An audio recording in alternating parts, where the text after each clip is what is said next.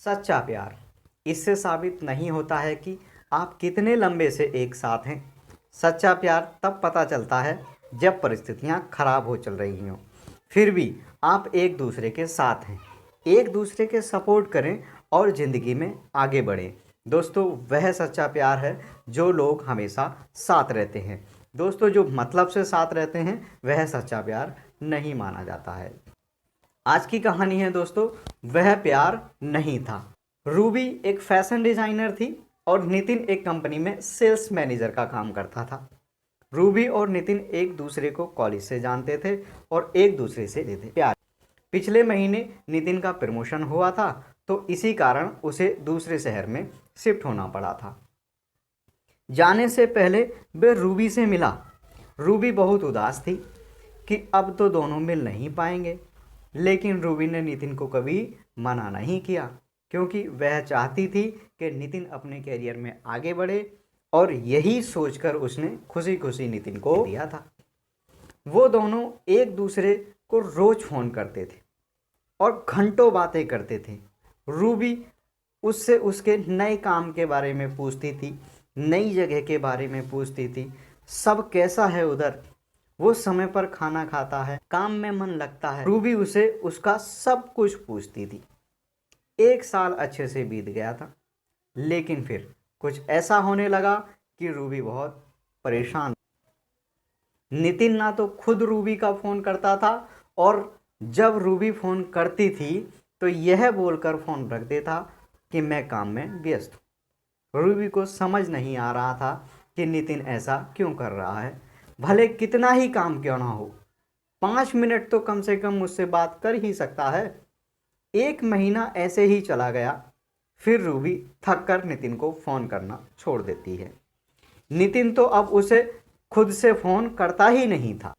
कुछ दिन ऐसे ही बीत गए तो रूबी ने खुद फ़ोन किया नितिन को। उसने फ़ोन नहीं उठाया। रूबी ने उसे 4-5 बार फ़ोन किया, परंतु उसने ना ही उठाया, ना ही उसने बाद में फ़ोन वापस किया। रूबी बहुत परेशान हो गई। सोचने लगी कि सच में नितिन काम में व्यस्त है या फिर कुछ और बात है। कुछ दिनों बाद रूबी अपने काम से छुट्टी लेकर नितिन को बिना बताए उससे मिलने चली गई।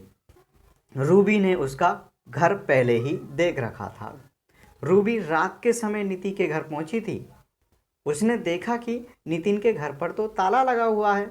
उसने नितिन को फ़ोन किया, लेकिन हमेशा की तरह वही बात, रूबी का फ़ोन नहीं उठा। फिर रूबी ने नितिन को मैसेज किया कि मैं तुम्हारे घर के बाहर खड़ी हूँ, तुम कहाँ हो। थोड़ी देर बाद नितिन ने फ़ोन किया और उसे बहुत डांटा कि तुम बिना बताए क्यों आ गई इधर, किसने बोला था तुम्हें इधर आने के लिए, और फ़ोन रख दिया। उसने रूबी की कोई बात नहीं सुनी। रूबी उसके घर के बाहर ही बैठकर रह गई।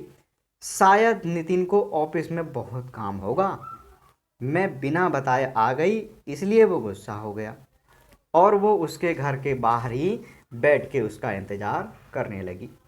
सफ़र में रूबी बहुत थक गई थी और उधर बैठे बैठे रूबी की आंख लग गई, वह सो गई। सुबह उसकी आंख खुली तो उसने देखा कि नितिन अभी तक घर नहीं पहुंचा है। उसने फिर से नितिन को फ़ोन किया। फ़ोन उठाते ही नितिन बोला, क्या है, तुम मुझे बार बार क्यों फ़ोन कर रही हो। रूबी बोली, तुम कहाँ हो, रात भर तुम घर नहीं आए, मैं इधर तुम्हारे घर के बाहर कल रात से तुम्हारा इंतज़ार कर रही हूँ। नितिन गुस्से में बोला, तुम चली जाओ, मैं नहीं आ सकता। रूबी की आंखों में आंसू आ गए। रूबी बोली, क्यों क्यों कर रहे हो? क्या गलती है मेरी, मुझे बताओ तो सही, ऐसा क्यों कर रहे हो मेरे साथ। नितिन बोला, तुम जाओ, मुझे तुमसे कोई बात नहीं करनी, और फिर फ़ोन रख दिया। रूबी बहुत रोने लगी।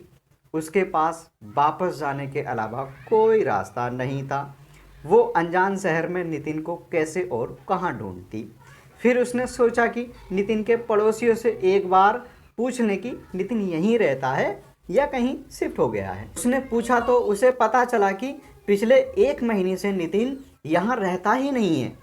यह सुनकर उसे एक बार और बुरा लगा कि नितिन ने उसे कुछ नहीं बताया था। ठीक है, लेकिन अब जब मैं यहाँ आ गई हूँ तो उसने कुछ क्यों नहीं बताया और ना ही मिलने आया।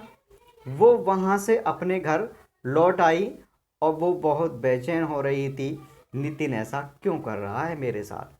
वो नितिन को फ़ोन और मैसेज करती थी, लेकिन वो ना फ़ोन उठाता था और ना ही मैसेज का रिप्लाई देता था। कुछ 15 दिनों बाद नितिन का फ़ोन आया। रूबी अपने ऑफिस में थी। उसने तुरंत फ़ोन उठाया और ऑफिस से बाहर निकलकर बात करने लगी। वो पूछने लगी कि नितिन, तुम्हें क्या हो गया है? तुम मेरे साथ ऐसा क्यों कर रहे हो? मुझसे कोई गलती हुई हो तो मुझे बताओ, लेकिन ऐसे इग्नोर नहीं करो, मुझसे बात तो करो। उधर से नितिन बोला, अब प्लीज़ तुम मुझे भूल जाओ। मैं किसी और से प्यार करता हूँ और उससे ही शादी करने वाला हूँ और पिछले 1 महीने से उसके साथ ही रह रहा हूँ, इसलिए तुमसे मिलने नहीं आया था। उस दिन हो सके तो मुझे माफ़ कर देना, मैं अपना फ़ोन नंबर भी बदल रहा हूँ। इतना बोलकर नितिन ने फ़ोन रख दिया।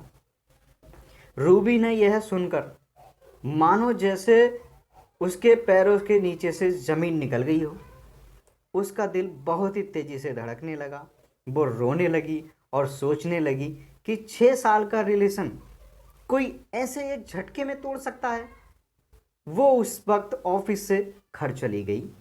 वो बहुत रोई, फिर नितिन को फ़ोन करने लगी कि नितिन ऐसे नहीं कर सकता, वो मुझे छोड़कर नहीं जा सकता। लेकिन जैसे नितिन ने कहा था कि वह अपना नंबर बदल रहा है, उसका फ़ोन भी नहीं लगा। रूबी डिप्रेशन में आ गई। वह 15 दिनों तक ऑफिस नहीं गई। रोज़ ऑफिस से फ़ोन आते। आखिर में उसके बॉस ने उसे बोल दिया कि ऐसे कुछ दिन और चला तो आपको नौकरी खोनी पड़ेगी। फिर कुछ दिनों बाद रूबी ऑफिस जाने लगी, लेकिन काम में ध्यान नहीं लग रहा था। 5 महीने हो गए थे। उस बात को अब रूबी धीरे धीरे समझ रही थी। नितिन ने फिर से कभी रूबी को फ़ोन नहीं किया और रूबी ने फिर कभी ना उसे फ़ोन किया। आज कई सालों के बाद उसे मैंने एक शॉपिंग मॉल में देखा। उसने भी मुझे देखा और कुछ देर देखता ही रहा। मैंने उससे नज़रें बचाई और अपने घर चली गई। आज भी उससे देखकर मेरे मन में बहुत हलचल हुई थी। ये थी दोस्तों आज की कहानी।